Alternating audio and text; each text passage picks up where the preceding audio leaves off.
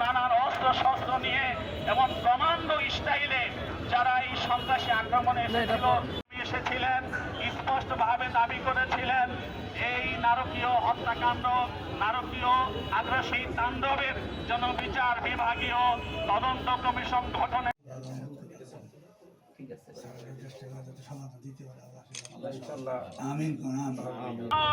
জাহাঙ্গীরের পরোক্ষ যোগসাজশে পরিকল্পিতভাবে 1 ডিসেম্বর 2018-তে ইজতেমার ময়দানে বিশ্ব ইজতেমার প্রস্তুতিমূলক কাজে অংশগ্রহণ করেছিল তাদের বিরুদ্ধে পরিকল্পিতভাবে তৎকালীন ফ্যাসিবাদী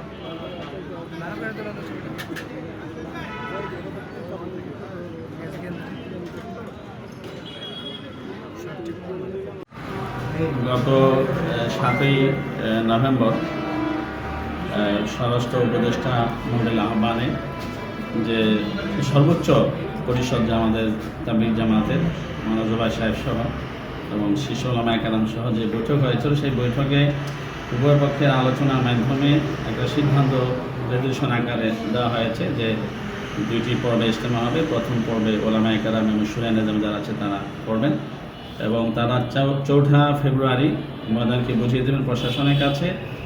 এরপরে ওয়াসিফুল ইসলাম এবং তাদের যারা আছে তারা সেখানে বুঝিয়ে দেওয়ার পরে তারা সেখানে 11 নভেম্বর ফেব্রুয়ারির মতো থাকবে। 11 ফেব্রুয়ারি তারা আবার প্রশাসনের সব বুঝিয়ে দেওয়ার পরে আবার আমাদের হাতে আবার পূর্বের মতো মাঠের তদারকি দায়িত্বটা বুঝিয়ে দেবেন। তো এইভাবে আমরা এটা মেনে নিয়েছি।